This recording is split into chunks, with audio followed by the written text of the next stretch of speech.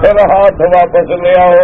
جس پاک نبی نے یہ بھی بتلا دیا کہ انگوٹھی پہنو تو اس انگلی میں پہنو یا ساتھ والی انگلی میں پہنو، جس نے ہر بات بتلا دی، ہمیں یہ جھنڈیاں لگانا نہ بتلایا۔ اللہ اکبر۔ بس دعا کرو جو کر رہے ہیں اللہ ان کو بھی پھر سنت کی پٹڑی پہ لے آئے، وہ بھی بیچارے کل تو محبت میں رہے گا، لیکن محبت میں معنی محبت کا کیا ہوتا ہے کہ من یحب یطیع، کہ جس سے محبت کرے اس کی اطاعت کرے۔ صحابہ کہتے ہیں جب حضور آتے تھے ہمارا دل کرتا تھا کہ ہم کھڑے ہو جائیں، لیکن حضور ناراض ہوتے تھے، آپ نے منع فرما دیا تھا کہ میرے آنے پہ کوئی کھڑا نہ ہو۔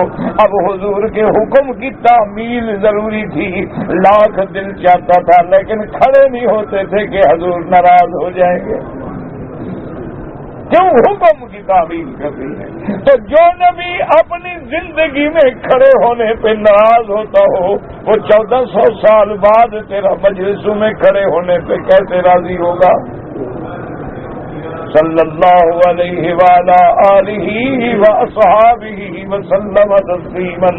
حتیٰ کہ میرے نبی نے اتنے بھی حکم فرما دیا تھا صحابہ کو کہ جب نماز کی صفیں تیار ہو جاتی ہیں اور صحابہ کیا کرتے، حضور کا حجرہ مبارک جو ہے چونکہ بالکل حرم سے ملا ہوا تھا، آپ اپنے گھر سے تشریف لاتے، صحابہ پہلے صفیں بنا کے کھڑے ہو جاتے۔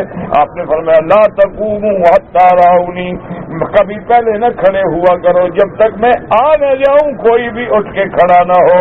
اور حضور نے فرمایا یہ بھی نہ کیا کرو کہ میں آؤں تو تم کھڑے ہو جاؤ، میں بیٹھوں تو تم کھڑے رہو۔ فرمایا لا تقوموا کما یقوم العاجم، یہ عجم لوگوں کی روایت ہے کہ ان کا سردار کھڑا ہو تو وہ بیچارے بیٹھ جاتے ہیں، اور سردار بیٹھ جائے تو ہاتھ باندھ کے کھڑے ہو جاتے ہیں۔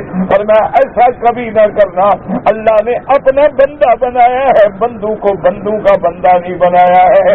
یہ ہاتھ باندھ کے کھڑے ہونا، رکوع کی کیفیت میں کھڑے ہونا، سجود کی کیفیت میں گر پڑنا صرف اللہ کی ذات کے لیے ہے، اور کسی کے لیے اللہ نے اجازت نہیں دی ہے۔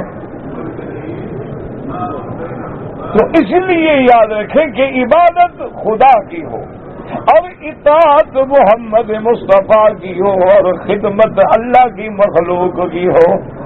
تو فرماتے تھے بس ان تین چیزوں میں دین آ گیا کہ عبادت کس کی ہو، خدا کی ہو، اطاعت کس کی ہو، محمد مصطفیٰ کی ہو، اور خدمت جو ہے وہ مخلوق کی ہو۔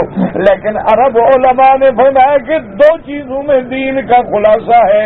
کیا خلاصہ ہے؟ فرمایا العظمت للخالق، کہ دل میں خالق کی عظمت بیٹھ جائے۔ جب دل میں عظمت ہوگی تو اس کی نافرمانی نہیں ہوگی۔ عظمت ہے، حکم حی علی الصلاۃ حی علی الفلاح۔ اب وہ بندہ گھر میں کیسے بیٹھ سکتا ہے؟ کیونکہ اس کو تو اللہ کے پکارنے والا پکار رہا ہے۔ دل میں عظمت ہے تو آ کے ہاتھ باندھ کے کھڑا ہے، دل میں عظمت ہے تو کعبے کے گرد پھیرے لگا رہا ہے، دل میں عظمت ہے تو رکوع میں سبحان ربی العظیم سبحان ربی العظیم، سجدے میں جاتا ہے تو سبحان ربی الاعلی۔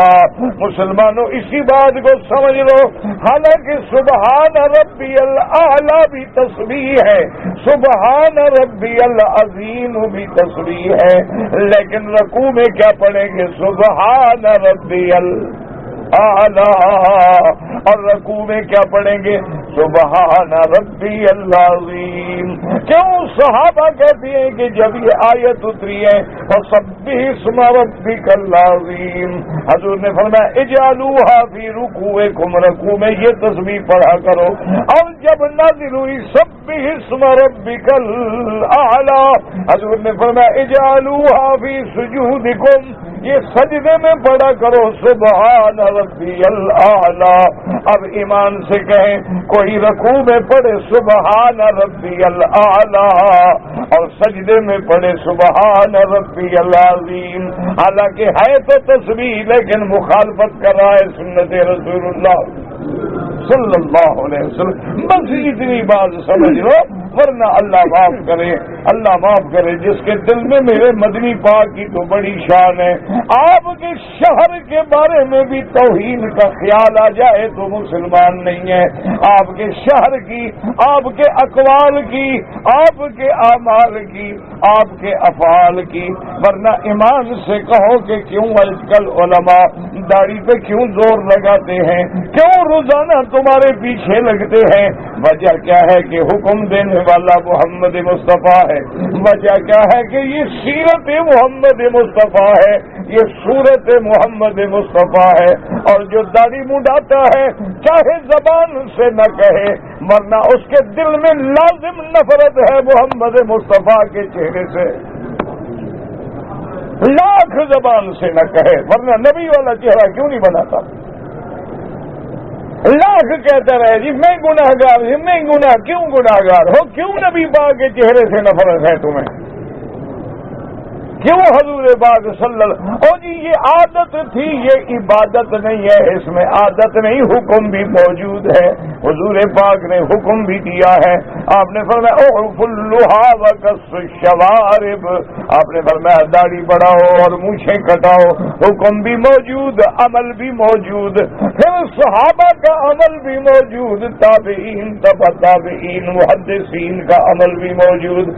اب اللہ کے کعبے میں آپ بیٹھے ہیں، الحمدللہ دعا کرو اللہ حرمین سے محروم نہ کرے، اللہ مصیبتوں سے بچا دے، اللہ تبارک و تعالیٰ اپنے عذاب رفع فرما دے. اب غور کریں، ایمان سے کہیں قیامت کا میدان ہوگا، لاکھوں نبی کھڑے ہوں گے، صحابہ ہوں گے، تابعین ہوں گے، محدثین ہوں گے، فقہاء ہوں گے، اولیاء ہوں گے. ایمان سے کہو ان کے چہرے پہ داڑھی ہوگی یا نہیں؟ تم کدھر کھڑے ہو گے؟ غور کر لو، تمہاری مرضی ہے، باقی تمہاری مرضی ہے. اور یہ بھی اسی بات کا نبی کا فرمان ہے کہ جیسی شکل بناؤ گے اللہ حکم دیں گے کہ ان کے ساتھ ان کو کھڑا کرو. تو آپ خود غور کریں کہ کن کے ساتھ ہم کھڑے ہوں. اللہ اکبر، اللہ اکبر. بس دعا کرو اللہ رحم فرما دے. تو اب علماء عرب نے کیا فرمایا کہ عظمت للخالق، دل میں خالق کی عظمت آ جائے. اب دیکھو نا، عظمت ہے، اللہ نے فرمایا یہ چیز حرام ہو کر اللہ نے منع کیا حرام. اب وہ کہے کہ جناب دیکھو یہ عجیب بات ہے، مسلمانوں کا بھی عجیب مذہب ہے کہ بکری تو حلال ہے اور کتا حرام ہے. حالانکہ کتے ٹھیک ٹھاک موٹے تازے ہیں. اللہ کی بس مسلمانوں کا اپنا مذہب ہے، یہ حلال ہے حرام، جس کو حلال کہہ دے کہہ دیے، جس کا حرام کہہ دیا حرام. اچھا اگر صرف اسی بات پہ غور کرو، ایک کتا جو ہے نا جی، کتیا کبھی کبھی 7 بچے بھی دیتی ہے. کتیا جو ہے نا اس کے کبھی کبھی 7 6 6 5 5 4 4 بچے بھی ہوتے ہیں. بکری کے عام طور پہ 1 یا 2، کبھی 3. اچھا پھر کتا ذبح نہیں ہوتا، بکرا روز ذبح ہوتا ہے، ہر ملک میں ذبح ہوتا ہے. اچھا وہ ذبح ہونے کے بعد ختم نہیں ہوتا، یہ ذبح نہ ہونے کے بعد تھوڑا کیوں ہے؟ کبھی اس پہ غور کیا؟ ہمیں غور کرنے کا فکر ہی نہیں. غور کرنے کے لیے کافر جو ہے، ہمیں غور کرنے کا کیا کر رہا ہے؟ ہم تو بس قرآن گھول کے پینے والے لوگ ہیں، غلاف دے کے اونچی جگہ پہ رکھنے والے لوگ ہیں، چوم کے بھی ہاتھ نہ لگانا، پڑھنا نہیں. اللہ کا کلام ہے، 2 جہانوں کا بادشاہ ہے، دور رکھا رہے گا. اور کبھی اتفاق سے ہاتھ آ جائے تو بس چوم لو اور سینے سے لگا لو، بس اللہ اسی چومنے سے راضی ہو جائے گا. نہ پڑھو نہ عمل کرو. اللہ سے بھی دھوکہ، یخادعون اللہ وہو خادعهم، یعنی اللہ کو بھی دھوکہ دے رہے ہو کہ حضرت میں آپ کا ہوں کہ آپ کا قرآن ہے چوم رہا ہوں. اللہ نہیں دیکھو میں نے چوما ہے، سینے سے لگایا ہے. باقی جو حکم ہے وہ تو خیر مشکل ہے، اس میں تو عمل میں نہیں کر سکتا، لیکن دیکھ رہے کہ چومتا ہوں، کتنا احترام کرتا ہوں آپ کی کتاب کا. یہ چومنے چاٹنے سے تیرا پیر راضی ہو تو ہو، اللہ راضی نہیں ہوتا. تم نے یہی سمجھ رکھا ہے کہ پیر کے پاؤں پہ جو سر رکھ دیتے ہیں، نظر نیاز دے دیتے ہیں، پیر کے پاؤں چوم لیتے ہیں، ہاتھ چوم لیتے ہیں، ماتھا چوم لیتے ہیں، پیر راضی ہو جاتا ہے، قرآن چومیں گے تو اللہ بھی راضی ہو جائے گا؟ نہیں، وہ تو کہتے ہیں عمل الصالحات. حقت ایمان ہی نہیں، عامل الصالحات. من عمل صالحا من ذکر او انثى فلیعمل عملا صالحا ولا یشرک بعبادت ربہ احدا. وہ تو صرف ایمان پہ بھی راضی نہیں ہوتا، کہتے ہیں عمل کرو. ہم چومنے والی قوم ہے ماشاءاللہ. قبر ملے تو چوم لیتے ہیں، تعزیہ شریف ملے تو وہ بھی چوم لیتے ہیں. اور آج کل تو خیر آدمی جاتے ہیں جی مندروں میں، وہاں وہ مندر میں جو جاتے ہیں وہ پرساد بھی کھا لیتے ہیں. اب تو ہماری بیٹیاں ماشاءاللہ تلک بھی لگا لیتی ہیں. وہ ترقی کر رہے ہیں نا، ہم بہت آگے جا رہے ہیں. کیوں فرق ہو؟ وہ بھی عورت ہے، یہ بھی عورت ہے. باقی رہ گیا پھیرے شیرے، وہ بھی شروع ہو جائیں گے. یعنی مجھے ایک دوست نے بتایا کہ میرا باپ جب فوت ہو گیا تو میرا چھوٹا بیٹا جو تھا وہ میرے پاس ہر 2 منٹ کے بعد آئے، کہے کہ وہ دادے کو جب جلانا ہے، کب جلانا ہے، آگ میں لگاؤں گا. وہ فلمیں دیکھتا تھا نا، مردے جلائے جاتے ہیں، وہ دادے کو جلانے پہ تیار بیٹھا ہے. اور فلمیں دکھاؤ، فکر نہ کرو انشاءاللہ. انا للہ و انا الیہ راجعون. رونے کی باتیں ہیں یہ، ہنسنے کی باتیں نہیں. ہم کہاں جا رہے ہیں؟ ہم کدھر جا رہے ہیں؟ باقی تمہاری مرضی ہے، نیکو بد سمجھائے دیتے ہیں، کہہ دینا ہمارے بس میں ہے، باقی ماننا نہ ماننا تمہارے بس میں ہے. تو اصل بات کیا ہے کہ دل میں عظمت پیدا ہو جائے. جب عظمت پیدا ہو جائے، یہی بات ہے کہ دروازے بند ہیں. مقتدرہ عورت ہے، وزیر کی بیوی ہے، محل ہے، جوانی ہے، خون دوڑ رہا ہے، دماغ میں حیوانیت بھر چکی ہے. حضرت یوسف کو پکڑتی ہے. حضرت یوسف کیا کہتی ہے؟ معاذ اللہ. یہ ہے عظمت. دل میں عظمت ہے نا، گناہ کیسے کرو؟ قال معاذ اللہ انہ ربی احسن مثواي انہ لا یفلح الظالمون. ایک بزرگ نے لکھا ہے کہ مجھے ایک نوجوان ملا، اس کے بدن سے بڑی عجیب سی خوشبو محسوس ہوتی تھی. میں نے سمجھا کوئی عطر لگاتا ہے.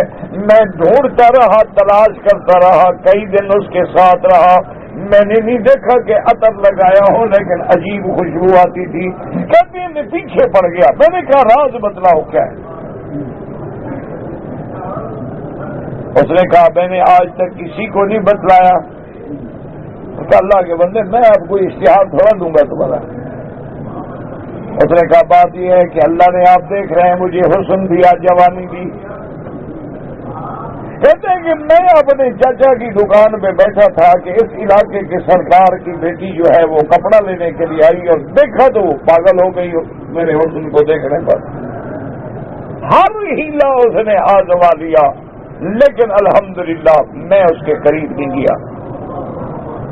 ایک دن ایک عورت آئی، بوڑھی عورت تھی. اس نے کپڑا خریدا میرے چاچے کے دکان سے، اور گٹھڑی بھاری تھی. تو اس نے کہا میرے چاچا سے کہ بچہ اگر مجھے پہنچا دے، میں بوڑھی ہوں، اٹھا نہیں سکوں. اچھا، میرے چاچے کو بھی لالچ تھی کہ اتنا بڑا کپڑا خریدا ہے اس نے، آدمی کا حق کو خوش تو کرتا ہے. تو نے کہا ہاں کوئی بات نہیں اماں جان، کوئی بات نہیں، تمہارا بیٹا ہے، بچہ ہے، اٹھا کے تمہیں پہنچا دیتا ہے. تو میں نے سمجھا سواری تک پہنچائے گی. اس نے کہا نہیں بیٹا میرا گھر قریب ہے، وہاں تک پہنچا دو. تو ایک بڑے گھر کے سامنے لائی، دروازہ کھلا ہوا تھا اور آگے جا رہی ہے. میں نے کپڑا اٹھایا اور اندر جا رہا ہوں. اب جب میں اندر آیا دیکھتا ہوں تو وہی لڑکی بیٹھی ہے سامنے. دروازے بند ہو گئے، گیٹ بند ہو گئے. اس نے کہا اب کہاں بھاگو گے؟ میں نے تمہیں کہا تھا کہ میری بات مان لو، میں ایک بہت بڑے باپ کی بیٹی ہوں. میں تو تمہاری لاش بھی ٹکڑے کر کر کے دریاؤں میں ڈلوا دوں، کوئی نہیں پوچھے گا. کہتا ہے کہ میں نے سوچا اب کیا کروں. میں نے کہا اچھا ٹھیک ہے چلو میں تمہاری بات مانتا ہوں لیکن پہلے میں حمام وغیرہ سے فارغ ہو لوں. کہتا ہے کہ میں حمام میں گیا, میں نے وہاں جا کے پیشاب وغیرہ سے اور بول و براز سے سارا لے کے اپنے بدن کو مل لیا. اب اس گندگی میں جو نکلا اس میں تو پاگل ہے کوئی کپٹ ہے, گندگی میں ہوئے تو ان کے نوکروں نے دھکے دے کے مجھے نکال دیا. میں گھر آ کے نہایا, اس کے بعد اللہ نے مجھے اس گناہ سے بچنے کے بدلے میں یہ خوشبو عطا فرمائی. یہ واقعات تو تاریخی ہوتے ہیں, ان کا کوئی پتہ نہیں ہوگا, اللہ عالم کیوں قرآن حدیث تو ہے نہیں کہ تحقیق ہو سکے. لیکن وما ذالک علی اللہ بعزیز, اللہ کے آگے کیا مشکل ہے. کیونکہ حدیث میں بھی تو ہے نا کہ جب آدمی اعمال صالحہ کرتا ہے, قبر میں جاتا ہے, دیکھتا ہے کہ خوبصورت آدمی آیا, ان کا من انت کون ہو, میں تمہیں نہیں جانتا. وہ کہتے ہیں نا عملوں کا صالح, میں تیرا وہی عمل تو ہوں جو تم نے کیا تھا, آج تمہیں جی بہلانے کے لیے آیا. اسی لیے ہمیشہ یاد رکھیں کہ وَمَن يُعَظِّمْ وَمَن ذَلِكَ وَمَن يُعَظِّمْ حُرُمَاتِ اللَّهِ فَهُوَ خَيْرٌ لَهُ عِندَ رَبِّهِ. اللہ نے فرمایا جو سن لو یہ بات ایسے ہے جو تعظیم کرتا ہے, کیا ماننا یعنی بچ جاتا ہے ان چیزوں سے جن کو اللہ نے حرام کیا ہے.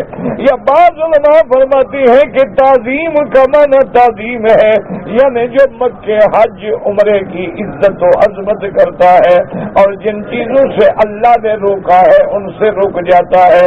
فَهُوَ خَيْرٌ لَهُ عِندَ رَبِّهِ, اس کا یہ ڈرنا اس کے رب کے ہاں باعث خیر ہوگا. ورنہ وَأُحِلَّتْ لَكُمُ الْأَنْعَامُ, ہم نے تمہارے لیے جانور حلال کر دیے ہیں. إِلَّا مَا يُتْلَى عَلَيْكُمْ, یہ معنی نہیں کہ سارے جانور تم پہ حرام ہو جائیں, بلکہ صرف وہ حرام ہے جن کو ہم نے قرآن میں حرام کر دیا ہے. جیسے مردہ جانور حرام ہے, جیسے خون دم مسبوع حرام ہے, جیسے خنزیر حرام ہے, جیسے کسی کا گلا گھونٹ کے مار ڈالو حرام ہے, جیسے کسی کو اوپر سے گرا کے مارو وہ حرام ہے, جیسے کسی کو کنویں میں پھینکو مر جائے وہ حرام ہے, جیسے کسی کو لٹھ مار کے مارو وہ حرام ہے. اللہ نے فرمایا اور جو اللہ کے سوا غیر اللہ کے نام پہ ذبح ہو وہ حرام ہے. اس لیے فرمایا صرف وہ چیزیں حرام ہیں, ورنہ تو تمہارے لیے جانور حلال ہیں. فَاجْتَنِبُوا الرِّجْسَ مِنَ الْأَوْثَانِ, اللہ نے فرمایا گندگی سے بچو, اور سب سے بڑی گندگی معنوی گندگی, باطنی گندگی, قلبی گندگی کیا ہے؟ یہ بتوں کی عبادت اور شرک ہے. وَاجْتَنِبُوا قَوْلَ الزُّورِ, اور جھوٹ بولنے سے بچو, جھوٹی گواہی سے بچو. حنفاء للہ غیر مشرکین بہ, سب سے منہ موڑ کے اللہ سے جوڑ لو, اللہ سے شرک نہ کرو. وَمَن یشرک باللہ, اور جو اللہ سے شرک کرتا ہے فَكَأَنَّمَا خَرَّ مِنَ السَّمَاءِ, اس کی حالت ایسی ہوگی جیسے آسمان منہ سے گر جائے. فَتَخْطَفُهُ الطَّيْرُ, اس کو پرندے اچک کے کھا جائیں. أَوْ تَهْوِي بِهِ الرِّيحُ فِي مَكَانٍ سَحِيقٍ, یا ہوائیں اٹھا کے کسی دور افتادہ مقام پہ ڈال دیں, یعنی پرندے اچک لیں تب بھی ہلاک ہو گیا, ہوا اٹھا کے دور افتادہ مقام پہ پھینکے تب بھی ہلاک ہو گیا. بچے گا وہی جس نے اللہ کی توحید کا دامن پکڑا, اللہ کے حرمات کی عظمت کی, اللہ کی عزت والی چیزوں کو عزت دی, حلال کو حلال سمجھا, حرام کو حرام سمجھا. دعا کریں اللہ ہمیں بھی ان لوگوں میں بنائے. وَتَوَفَّنَا مَعَ الْأَبْرَارِ. اللہ اکبر. میں نے عرض کیا تھا نا جی کہ کہتے ہیں کہ آج کل سفر آسان ہے. یہ ساری چیزیں جو ہے نا جی یاد رکھو یہ تعویلات ہیں. مثلا نماز قصر پڑھنا ہے سفر میں, حضور کے زمانے میں تو سفر مشکل تھا, آج کل کار ہے, ہوائی جہاز ہے, پھر قصر نہ پڑھے, حکم بدل جائے گا. وہ حکم وہی رہے گا. آج بھی کوئی عورت بغیر محرم کے سفر نہیں کر سکتی.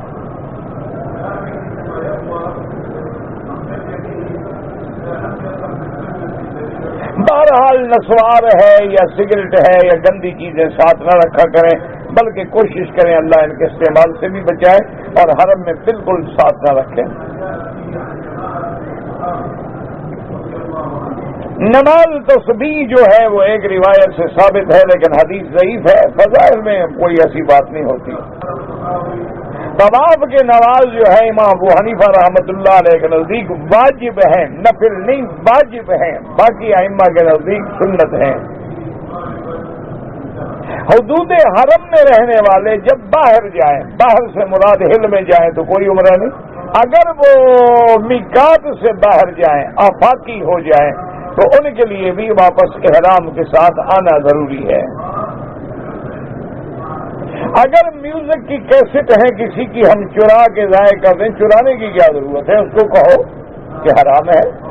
چوری تو چوری ہے، یہ تھوڑا ہے کہ شراب چوری کرو. چوری چوری ہوتی ہے، چوری الگ گناہ ہے، حرام چیز کا الگ گناہ ہے. حضور صلی اللہ علیہ وسلم نے طواف زیارت جو ہے ایک روایت مبارک میں ہے پیدل فرمایا ہے. ویسے حضور نے اونٹنی پہ بھی طواف کیا ہے تاکہ صحابہ طواف سیکھ لیں. حضور پاک کے بال مبارک موجود ہیں بالکل. آخر تقسیم جو ہوئے ہیں تو دنیا میں جن کو نعمت ملی ہے چلتے چلتے کہیں نہ کہیں تو موجود ہے. عورت اگر عمرے زیادہ کرے تو بال تو ہر عمرے کے بعد کٹیں گے، تھوڑے سے کاٹنے ہیں. ان لوگ سارے کٹوا لیتے ہیں، اس کو عمرے میں کٹوانے سے بالوں کا چکر پڑ گیا ہے. بیوٹی پارلر میں جاؤ تو وہ پوچھا ہے کبھی کتنے کاٹ رہے ہیں. حجر اسود کا بوسہ نہیں دے سکتا ہوں، کوئی حرج نہیں، اشارہ ہی بوسے کے قائم مقام ہے.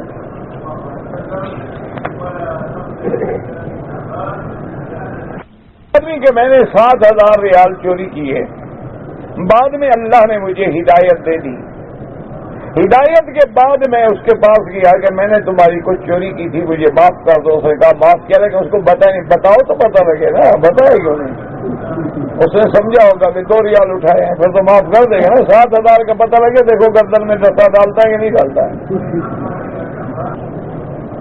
اس کو بتاؤ، چکر نہ چلاؤ. اللہ تو جانتا ہے نا تم چکر چلا رہے ہو. ایک لڑکا شادی کرنا چاہتا ہے ماں باپ کے ڈر سے تو ماں باپ کی اجازت کے بغیر نہ کرے. میں نے اپنی بیٹی کا نام دعا رکھا ہے، تم جانے تمہارا کام جانے. بہرحال یہ نئے نئے نام رکھنے کا رواج ہے، ورنہ دعا کوئی نام نہیں ہوتا. تب تمہیں حضور کی بیٹیوں کے نام پسند نہیں ہے، حضور کی بیویوں کے نام بھی تمہیں پسند نہیں ہے، روز نئے نام ڈھونڈتے ہو تو پھر انگریزی نام رکھو.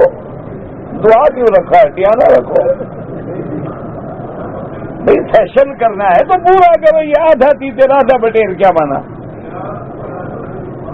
ہم عمرہ کرنے کے لیے آئے ہیں، سنتیں یہاں پڑھیں، سنتیں جہاں مرضی ہے پڑھو، گھر میں پڑھو، حرم میں پڑھو، نہ پڑھو سفر میں سنتیں معاف ہیں، لیکن حرم پھر ملے گا.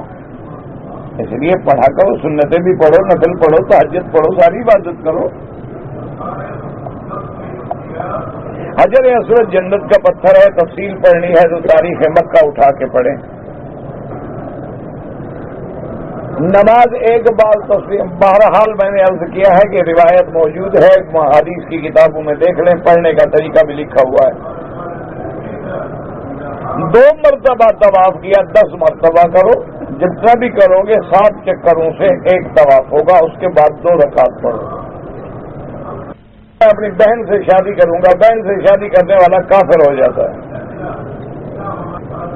کسی مولوی کے کہنے سے علاج نہیں جائز ہو سکتا. قرآن اور رستہ حدیث کا حکم ضروری ہے. مولوی تو بہت ہے، تعزیے کو بھی جائز کہتے ہیں، وہ بھی مولوی ہے. قبروں پہ سجدے کرواتے ہیں، وہ بھی مولوی ہے. نظر نیاز چڑھاتے ہیں، وہ بھی مولوی ہے. دین مولوی کا نام نہیں، دین محمد الرسول اللہ کا ہے صلی اللہ علیہ وسلم. میں عمرہ گروپ کے ساتھ کام کرتا ہوں تو عمرے میں عورتیں بھی ہوتی ہیں، ان کو کھانا وانا دینا پڑتا ہے. تو بہرحال کھانا ان کے محرم کو دے دیں، وہ جائیں عورتوں کو دیں. تمہیں کس نے کہا ہے کہ لوگوں کی عورتوں کو کھانے کھلاؤ؟ وہ عمرہ کرنے آئے ہیں کہ پکنک پہ آئی ہیں؟ اگر پکنک پہ آئی ہیں تم جانو وہ جانے. عمرے پہ آئی ہے تو شریعت کے حکم پہ چلیں، جو ان کے محرم ہیں ان کو کہو بھی کھانا لے جاؤ عورتوں کا۔ کہتے ہیں کہ مکے کے لوگ جو ہیں بڑے پتھر دل ہیں، آپ کو غلط فہمی ہے، کوئی پتھر دل نہیں۔ پتھر دل ہوتا تو عمرے پہ آتے، پتھر دے کے نہ کھڑے ہوتے باہر۔ پتھر دل تو تم ہو گے، ایک چیز آج 2 روپے کی ہے، مہینے کے بعد 10 روپے کی ہو جاتی ہے، تو ان کا کمال ہے کہ جو چیزیں 20 سال پہلے ریٹ تھا وہی آج بھی وہی رہے۔ پتھر دل ہوتے تمہارے لیے قالینیں بچھاتے ہیں حرم میں، پتھر دل ہوتے تمہارے لیے ایئر کنڈیشن لگاتے کہ گرمی نہ لگے، ٹھنڈے ٹھنڈے نماز پڑھو۔ تحیت المسجد جو ہے امام ابو حنیفہ رحمۃ اللہ علیہ کے نزدیک مکروہ اوقات میں نہ پڑھے، باقی ائمہ فرماتے ہیں کہ جب چاہو پڑھ سکتے ہو۔ اللہ نے حضور نے عورت کے حیا کے لیے تو دعا کی ہے، باقی جو آپ نے لکھا ہے کہ خواہش کا اظہار نہ کر سکے یہ تو کوئی بات نہیں۔ نماز جنازہ جو جنازے کو کندھے پہ اٹھا کے کلمہ پڑھتے ہیں یہ ثابت نہیں ہے۔ ستیلی ماں کو زکوٰۃ نہیں دے سکتے، ماں ہے تمہاری وہ، ویسے پیسہ دو۔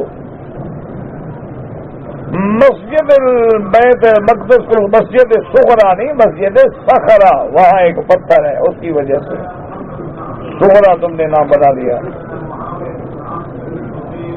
کہتے جی ہمارے ملک میں ہر سال ناچ گانے ہوتے ہیں، بدعت ہوتی ہے، اللہ ہدایت دے، دعا کرو، مکے میں آئے ہوئے ہو دعا کرو، اللہ ان کو بھی سنت والا بنائے، اللہ ان کو بھی ہدایت نصیب فرمائے۔ اللہ کے گھر میں کسی کے لیے برا نہ سوچو، اچھا سوچو۔ اگر ایک آدمی نے گھر سے احرام باندھ کے عمرہ کیا وہ نہیں ہوتا ہے، عمرے کے لیے لازماً حد حرم سے باہر جائے، جرمانہ کوئی نہیں لیکن عمرہ نہیں ہوا۔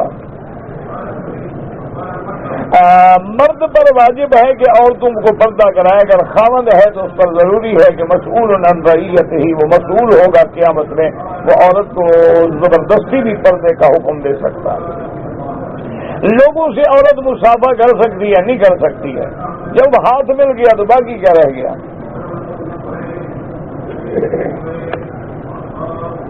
اکثر لوگ قرآن غلط پڑھتے ہیں، اللہ ہدایت دے، تم کوشش کر کے ان کو صحیح پڑھاؤ، صرف اعتراض تو نہ کرو نا، محنت کرو۔ رقم میرے پاس ہے 2 سال سے، ایک آدمی کا بڑا ڈھونڈا وہ ملا نہیں، مسجد میں دے دیا، ٹھیک کیا۔ میں یورپ سے آیا تھا براستہ ریاض، میں نے ریاض سے احرام باندھا، بالکل ٹھیک ہے۔ دوران احرام میں نے ہاتھوں کو صابن سے دھو لیا، 1-2 ریال خیرات کر دیں۔